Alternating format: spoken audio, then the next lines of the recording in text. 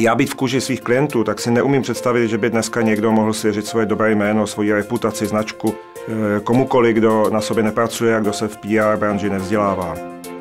PR je dynamický obor, který se musí stále přizpůsobovat moderní informační společnosti. Staré poučky už dnes nefungují. Dnes je na trhu hodně informací, materiálu o PR a taky PR kurzů. Ale to, co PR specialista potřebuje slyšet především, jsou názory lidí z praxe. Náš kurz je postaven na předních odbornících z řad velkých společností, institucí a PR agentur. A to jsou právě ti lidé, kteří každý den řeší aktuální potřeby a požadavky svých klientů. Naší snahou je představit reálné situace prostřednictvím praktických cvičení, při kterých trénujeme využití různých kanálů komunikace. Je pro nás důležité naučit účastníky využívat pro komunikaci i nová média a sociální sítě. Bez těch to dnes nejde. Jednosemestrový kurz PR Profesionál je rozdělen do 8 tematických seminářů a zakončuje ho certifikovaná zkouška. Bonusem každého kurzu je exkluzivní zahraniční host.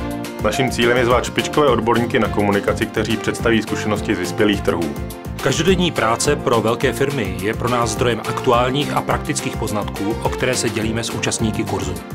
Udržovat a posilovat dobré jméno je v dnešní informační době důležitější a také mnohem náročnější než kdykoliv dřív. PR profesionál je ten, který se to uvědomuje a který na sobě celou tu dobu pracuje.